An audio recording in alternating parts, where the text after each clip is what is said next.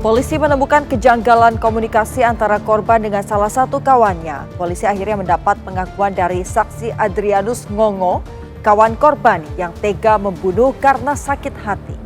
Inilah serial tabir sakit hati kawan bunuh kawan. Dendam kesumat berujung pembunuhan.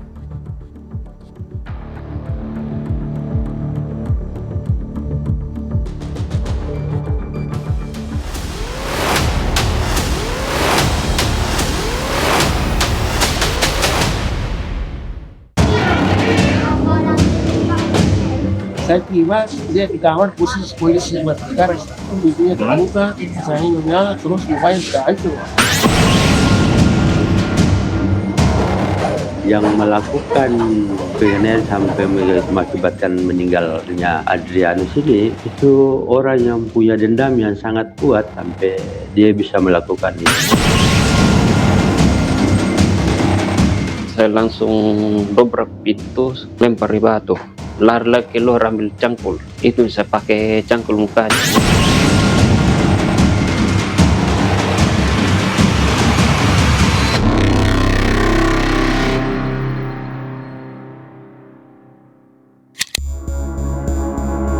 Upaya pengungkapan pelaku di balik tewasnya Andreas Jalaroru di sebuah kamar kos daerah Lanraki Baru Biringkanaya, Kota Makassar, akhirnya menemui titik terang.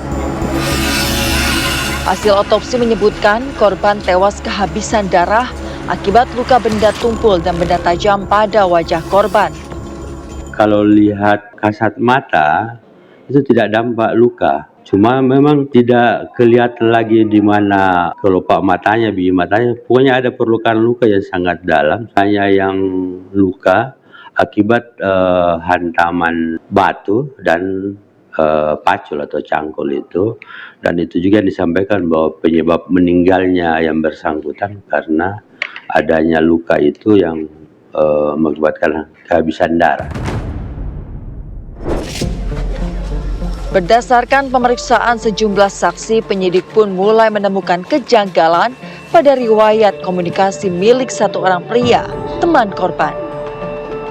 Dari sinilah penyelidikan pihak kepolisian mulai mengerucut. Awalnya ketika kami tanyakan itu kenapa dihapus riwayat percakapannya dengan korban, dia hanya menyampaikan pada saat mereka minum di malam harinya itu sempat lakukan komunikasi dengan korban. Cuman kami bertanya untuk percakapan itu, bunyi percakapannya dia tidak bisa menjawab. Si korban ini sering mengucapkan kata-kata kasar. Dan kemudian yang bersangkutan mengakui bahwa dia adalah pelaku dari kasus matinya lelaki Adrianus.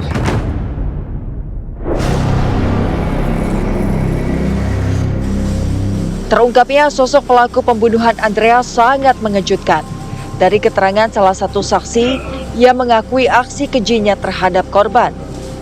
Ia adalah Adrianus Ngongo, teman korban yang berasal dari daerah yang sama. Ia nekat menghabisi nyawa korban karena dendam dan sakit hati karena sering menerima perkataan kasar dari korban.